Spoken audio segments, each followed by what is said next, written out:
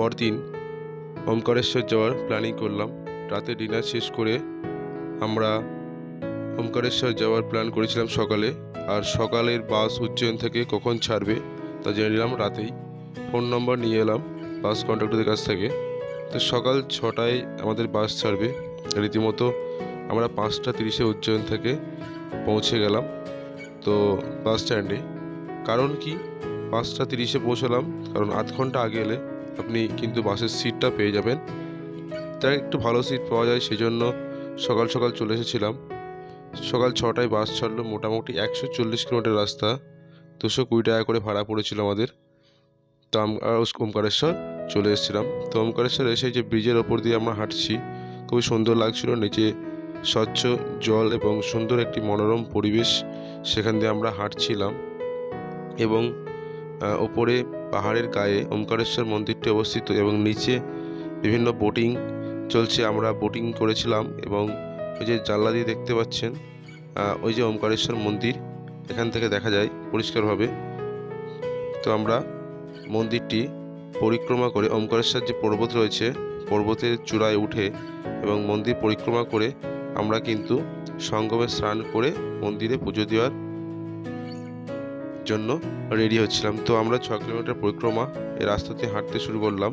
তো রাস্তার দুপাশে টুরিস্টদের জন্য বিভিন্ন আকর্ষণীয় জিনিস এবং পুজোর উপকরণ কিন্তু ছিল। তো আমরা ওমকারেশ্বর ট্রেকিংয়ের জন্য রেডি হচ্ছিলাম। তো এরপর কী করলাম, আস্তে আস্তে রাস্তা দিয়ে এগিয়ে যেতে জিজ্ঞাসা করলাম যে কীভাবে ওমকারেশ্বর পর্বতের চূড়ায় ওঠা যায়। তো ওনারা রাস্তা দেখিয়ে দিলেন কীভাবে উঠতে হবে। তো আমার সাথে ছিল আমার বন্ধু এবং সহ একসাথে আমরা সব জায়গায় যাই। তো ওনার সাথে ট্রেকিং করলাম প্রথম। তো আগে কোনোদিন এই সময় এরকমভাবে ট্রেকিং করা দুজন একসাথে সম্ভব হয়নি। এবার প্রথম দুজন মিলে ট্রেকিংয়ের জন্য বেরিয়ে পড়েছিলাম। তো আশেপাশের দোকানগুলো খুবই সুন্দর লাগছিল দেখতে। তো আমাদের প্ল্যানিং ছিল নর্মদা এবং কাবেরী সঙ্গমে স্নান সেরে 6 কিলোমিটারের মন্দির পরিক্রমা।